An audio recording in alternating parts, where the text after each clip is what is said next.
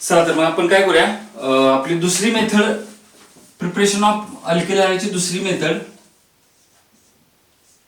That is preparation of alkyl halide from alcohol.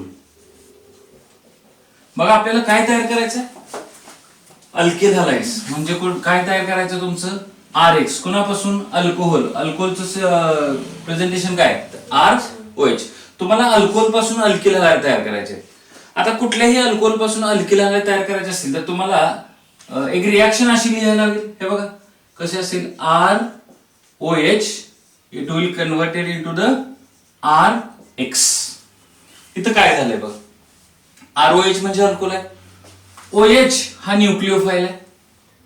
ह्या alkyl halide मध्ये OH च्या जागी कोण आलेला आहे, X हा सुद्धा न्यूक्लिओफाइल आहे.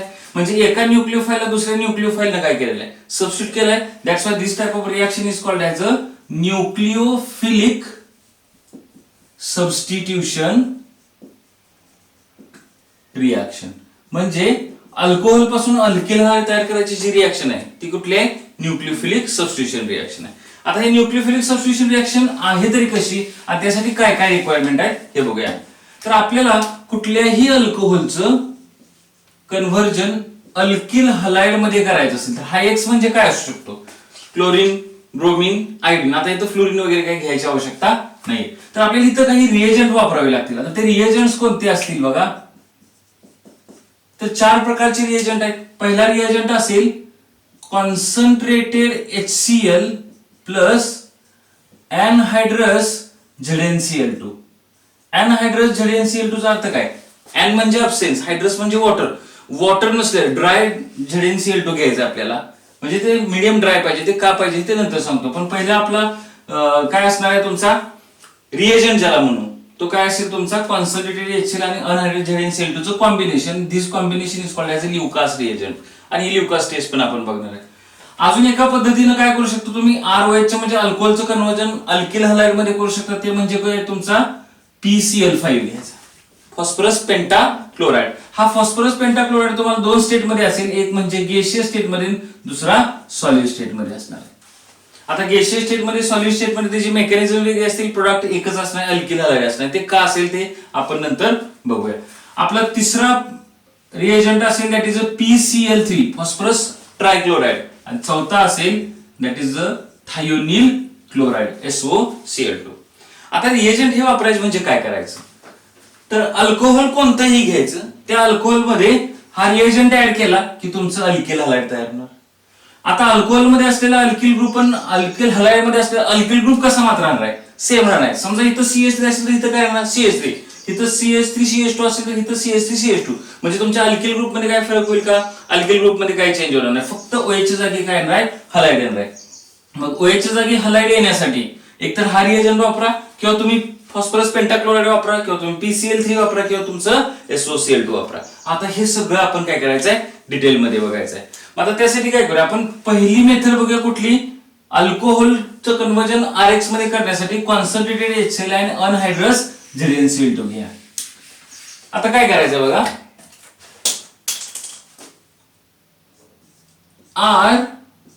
ROH इन प्रेझेन्स ऑफ काय होतं बघा, concentrated HCl plus anhydrous ZnCl2 zinc chloride. काय तयार होईल बघा तुमचं, RX. झाले काय, इथं हा OH निघून गेला, त्याच्या जागी एक क्लोरीन आला का बघा HCl मधला, म्हणजे न्यूक्लिओफिलिक सबस्टिट्यूशन रिएक्शन झाली.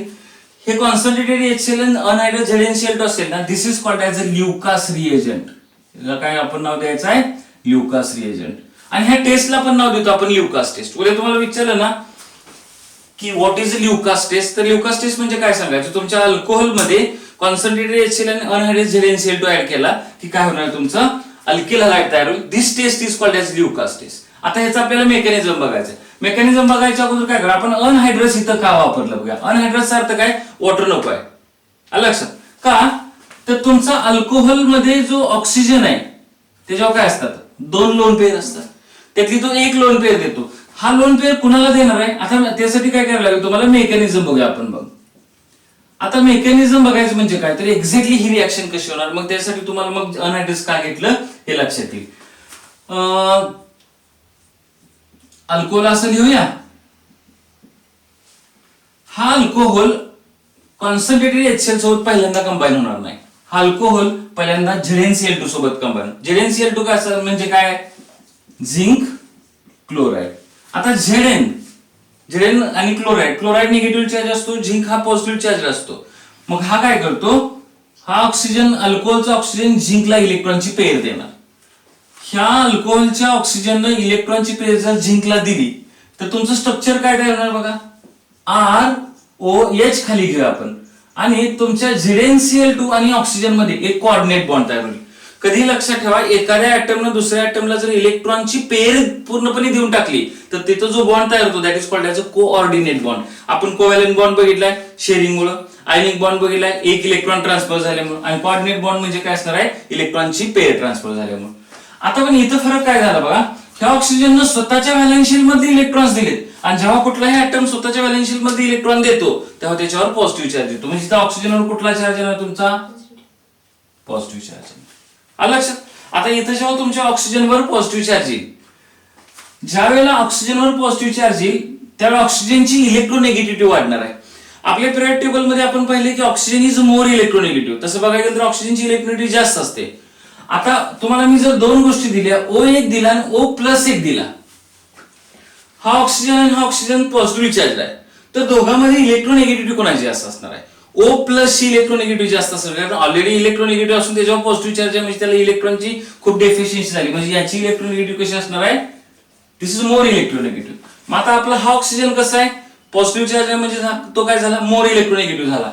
हा काय करणार आहे, इलेक्ट्रॉन खेचून घेणार. तो इलेक्ट्रॉन कोणाची खेचून घेणार, हे R मधले जे R आणि O मधले जे बॉन्ड मधली इलेक्ट्रॉनची पेयर आहे ना, तो ऑक्सिजन स्वतःकडे खेचून घ्यायचा प्रयत्न करेल, आणि ह्यानं जर स्वतःकडे ही खेचून घ्यायचा प्रयत्न करेल म्हणजे काय, तो घेऊनच टाकेल.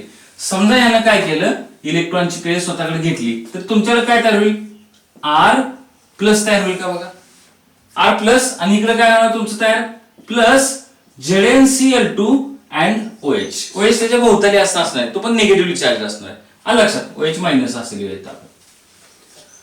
आता इथं सुद्धा काय होणार, तुमचा ZnCl2 जो झालेला त्याच्या कुठला चार्ज येणार आहे, मायनस चार्ज येणार आहे. मायनस चार्ज ह्या ZnCl2 झिंकवर का आला, तर त्यानं काय केलं, ऑक्सिजन कडून, ह्या बघा ह्या ऑक्सिजन कडून इलेक्ट्रॉनची पेयर इथं घेतली, ऑक्सिजनवर पॉझिटिव्ह चार्ज आला, झिंकवर निगेटिव्ह चार्ज आला.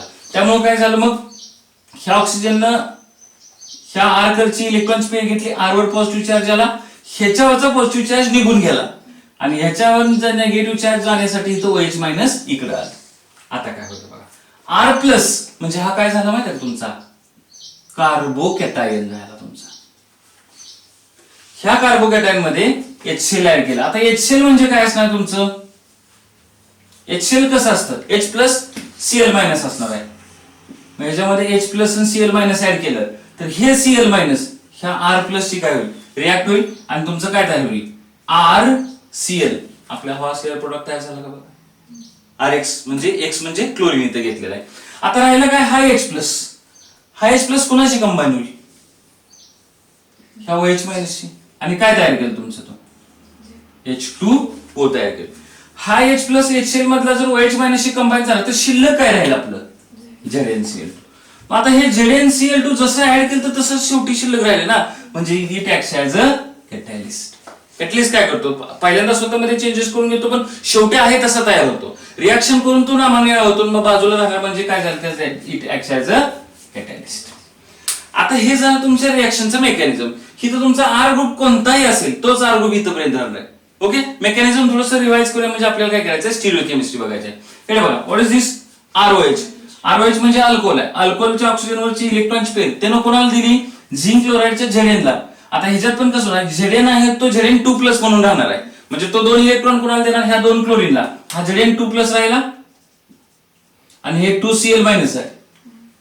हे 2+ म्हणजे दोन इलेक्ट्रॉन घेऊ शकतात, मग हे ऑक्सिजन कडून दोन इलेक्ट्रॉन घेणार आणि कोऑर्डिनेट बॉन्ड तयार करणार, आणि हे दुसरेच इलेक्ट्रॉन घेतले म्हणजे जेव्हा काय घेणार, चार्ज मायनस चार्ज येणार. लक्षात आलं का, ऑक्सिजनवर पॉझिटिव्ह चार्ज आला, मग ती ऑक्सिजनची डेफिशियन्सी कमी करण्यासाठी त्याने R चा बॉन्ड ब्रेक केला, आणि R चा बॉन्ड ब्रेक झाला की R+ म्हणजे तुमचा कार्बोकॅटायन तयार झाला. ह्या कार्बोकॅटायनवर HCl मधला Cl- अटॅक करणार, आणि इथं RCl तयार होणार आहे आणि तुमचा H2 म्हणजे हा H+ आणि हा OH-. फायनली काय झालं, OH नावाचा न्यूक्लिओफाइड Cl न काय केला, सबस्टिट्यूट केला का बघा. इनिशियल प्रोडक्ट बघा आणि फायनल बघा, म्हणजे this is called as a nucleophilic substitution reaction. आता आपल्याला काय करायचं आहे, या रिएक्शनची स्टिरिओकेमिस्ट्री बघायची. आता स्टिरिओकेमिस्ट्रीचा अर्थ काय, तर तुमचा जो प्रोडक्ट तयार झालाय ना, कुठला हा प्रोडक्ट तयार झालाय, त्याचं स्ट्रक्चर, त्याची रचना, त्याची ठेवण कशी असेल आपल्याला बघायचं आहे. तर ह्याच्यामध्ये दोन गोष्टी असतात, एक रिटेन्शन आणि इन्व्हर्जन ऑफ कॉन्फिगरेशन असतं. आपण मेकॅनिझम मध्ये हे शिकणार आहे किंवा ऑलरेडी काही लेक्चर्स मध्ये हे झालेलं आहे, retention and what you say inversion. आता रिटेन्शन आणि इन्व्हर्जनचा अर्थ काय, तर समजा हे तुमचा ROH आहे. R म्हणजे तुमचा कुठलाही अल्किल ग्रुप असू शकतो, आलं लक्षात. आणि त्या अल्किल ग्रुपला आपण एक असं कन्सिडर करू की हा एक कार्बन आहे, इकडे एक CH3, इकडे एक CH3, इकडे एक C2H5, इकडे एक फिनाइल रिंग आहे, इकडे OH आहे. आपल्या ल्युकास रिएजंट ऍड केले की ह्या OH च्या जागी कोणी Cl येईल. ह्या OH च्या जागी जर Cl आला, बाकीच्या ग्रुपनी आहे ती पोझिशन जर नाही सोडली, तर तुमच्या घेतलेल्या अल्कोहोलचं स्ट्रक्चर आणि तुमच्या अल्किल हलाइडचं स्ट्रक्चर कसं असणार, स्ट्रक्चरची ठेवण सारखीच असेल का, that is called as retention. आणि समजा तुमचे एक अल्किल घेतले, सॉरी अल्कोहोल घेतले, त्यात OH इकडे आहे, बाकीचे ग्रुप्स इकडे आहेत, आणि समजा तुम्ही त्यात झिंक क्लोराइड आणि अनहायड्रेट झिंक क्लोराइड काय केलं, ल्युकास रिएजंट ऍड केला, हे स्ट्रक्चर असं पूर्णपणे फिरलं, जिकडे OH अटॅच होता त्याच्या विरुद्ध बाजूला जर क्लोरीन अटॅच झाला, तर this is called as a inversion. आता हे इन्व्हर्जन आणि रिटेन्शन कसं होणार बघा. आणि इन्व्हर्जन रिटेन्शन कुठल्या कंपाऊंड मध्ये होणार आहे, ज्या कंपाऊंड मध्ये चिरल कार्बन ऍटम असणार आहे, चिरल सेंटर. चिरल कार्बन माहिती आहे, एक असा कार्बन ज्याच्या 4 व्हॅलन्सीला 4 वेगळे ग्रुप्स अटॅच असतात, तो आपण बघूया. रिटेन्शन कसं होणार आणि इन्व्हर्जन कसं होणार बघा त्याच्यामध्ये.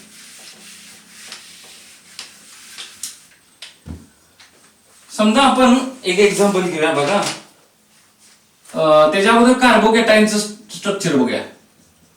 या रिएक्शन मध्ये आता जे आपण रिएक्शन पाहिली ना, कुठली रिएक्शन पाहिली, ROH प्लस ZnCl2 ह्याला देईल, बरोबर ना, ह्याच्यावर कुठला चार्ज येईल, प्लस चार्ज येईल.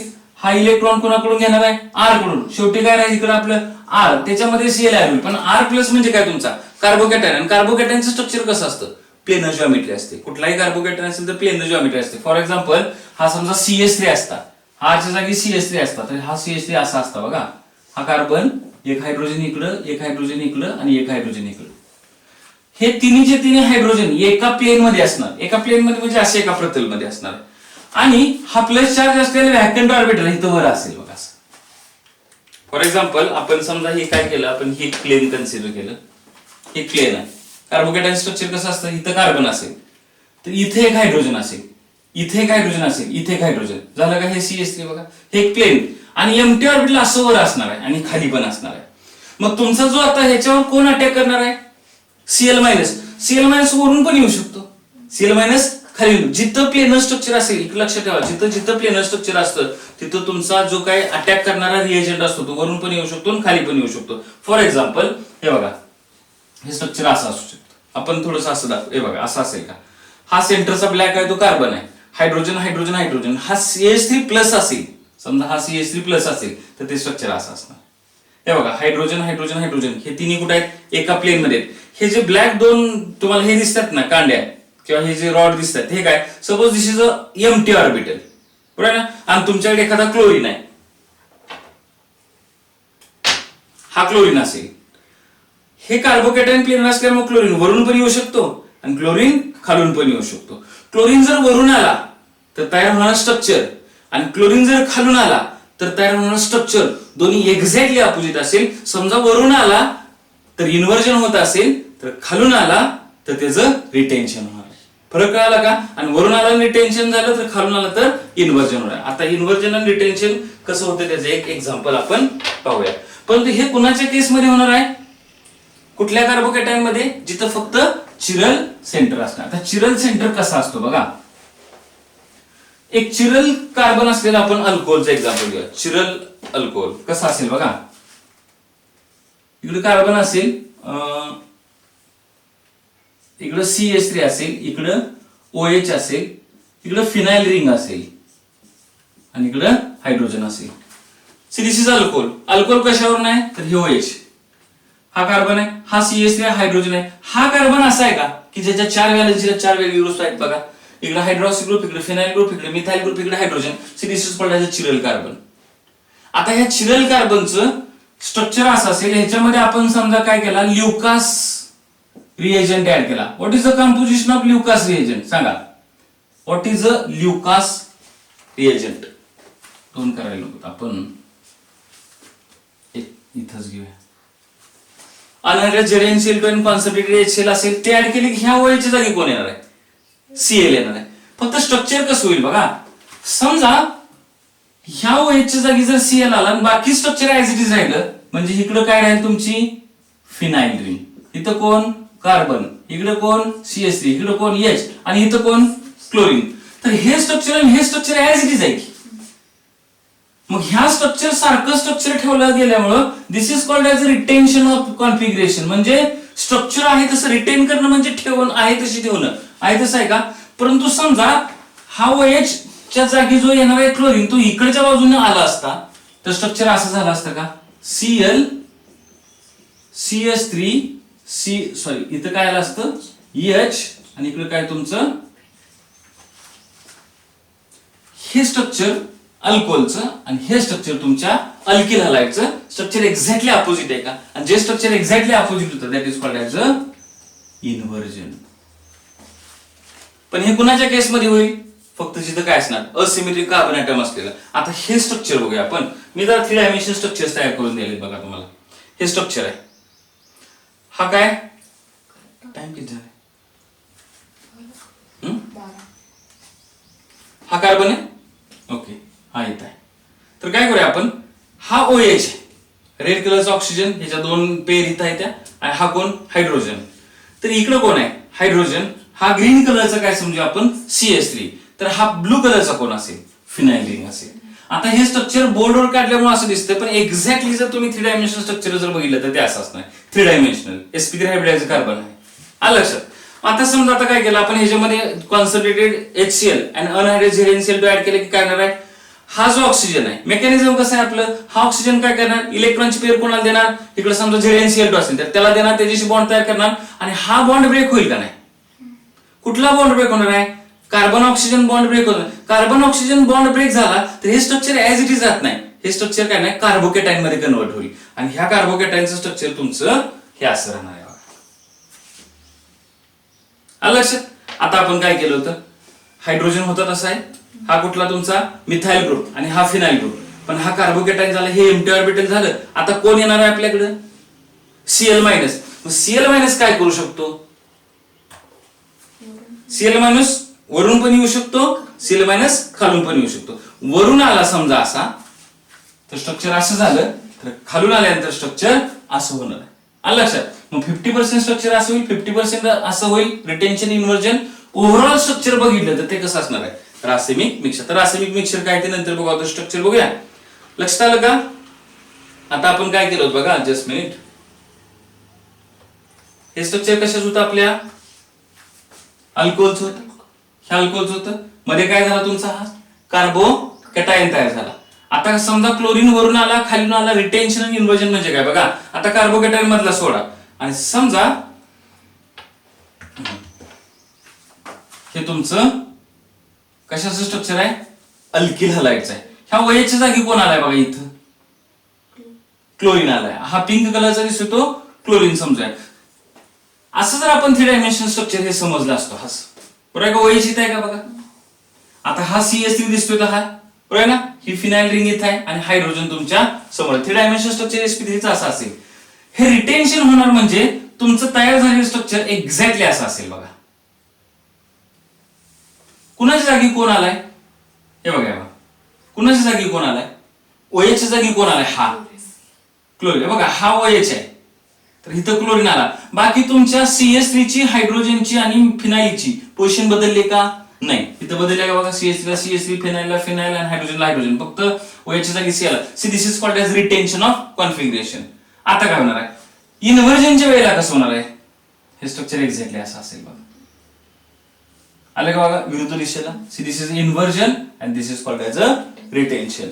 आणि जास्त कंपाऊंड मध्ये 50% प्रोडक्ट रिटेन्शनचा आणि 50% इन्व्हर्जनचा असतो. That is called as a racemic mixture. त्याला आपण काय नाव देतोय? Racemic mixture. लक्षात आलं. आता हे रासेमिक मिक्सचर म्हणजे काय? हे ऑप्टिकली ऍक्टिव्ह असेल. आता ऑप्टिकल ऍक्टिव्हिटी ही पुढे तुम्हाला होणारच आहे. ऑप्टिकल ऍक्टिव्हिटी म्हणजे लाईट रिलेटेड एक प्रॉपर्टी असते की जिथं प्लेन पोलरायझर लाईटचं प्लेन रोटेट केलं जातं. हे जर ऑप्टिकल ऍक्टिव्ह असेल तर हे कसं असणार? ऑप्टिकली इनऍक्टिव्ह असणार. का तर ह्याची ऍक्टिव्हिटी आणि ह्याची ऍक्टिव्हिटी एक्झॅक्टली अपोजिट असते. हा डेस्क रोटेटरी असेल तर हा लिव्हो रोटेटरी असणार आहे. आपण आयसोमेरिझम मध्ये पण बघितलेलं, ऑप्टिकल आयसोमेरिझम घेतलेलं त्याच्यामध्ये बघितलेलं आहे. त्यामुळे कुठलं मिक्सचर तयार होतं? रासेमिक मिक्सचर तयार होणार. इथपर्यंत लक्षात आलं. आता ही जी रिॲक्शन तुमची ल्युकास टेस्ट होणार आहे म्हणजे कुठल्याही अल्कोहोल मध्ये अनहायड्रेटेड ZnCl2 आणि HCl ऍड केलं तर ही जी रिॲक्शन होणार आहे ह्या रिॲक्शनचा rate of reaction is directly proportional to the stability of carbocation. ही रिॲक्शन होताना रिॲक्शनच्या मध्ये कोण तयार होतोय? रिॲक्शनच्या मध्ये कोण तयार होत असतो? रिॲक्शन इंटरमिडिएट म्हणतात. कोण असतो? कार्बोकॅटायन. त्या कार्बोकॅटायनची स्टॅबिलिटी जेवढी जास्त तेवढा रिॲक्शनचं स्पीड जास्त असतं. आणि आपल्याला हे माहित आहे ना 3 degree carbocation is more stable than 2 degree than which is more stable than 1 degree. Tertiary carbocation हा सेकंडरी पेक्षा जास्त स्टेबल असतो, सेकंडरी हा प्रायमरी पेक्षा जास्त असतो. हे तर पाहिलेलं आहे. म्हणजे समजा तुम्हाला 3 अल्कोहोल दिले असतील, 3 अल्कोहोल मधलं कुठलं अल्कोहोल ल्युकास टेस्ट फास्ट देणार आहे हे तुमच्या कार्बोकॅटायनवर डिपेंड राहणार आहे. फॉर एक्झाम्पल आपण काय घेतली 3 अल्कोहोल घेतली घेतोय बघा. C this is called as a tertiary butyl alcohol. इकडे एक मी तुम्हाला अल्कोहोल देते, त्याचं नाव काय असेल तुमचं? Isopropyl alcohol. आणि इकडे मी तुम्हाला एक देतो इथाइल अल्कोहोल. ठीक आहे. ह्या तिन्हीची ल्युकास टेस्ट करायची. आणि तुम्हाला जर विचारतो कुठलं अल्कोहोल ल्युकास टेस्ट फास्ट देईल तर कशावर डिपेंड राहणार आहे? अगोदर कार्बोकॅटायन तयार करायचे. इथं कार्बोकॅटायन कसं तयार होईल? OH ज्याला अटॅच तो OH निघून गेला की इथं कार्बोकॅटायन होईल, इथं कार्बोकॅटायन होईल आणि ह्याच्या केसमध्ये इथं कार्बोकॅटायन होईल. इथं जो कार्बोकॅटायन तयार होईल तो कसा होणार आहे? टर्शरी होईल. 3 डिग्री कार्बोकॅटायन होईल. इथं कसा होईल? सेकंडरी होईल. आणि इथं कसा होईल? प्रायमरी होईल. कुठला कार्बोकॅटायन जास्त स्टेबल असतो?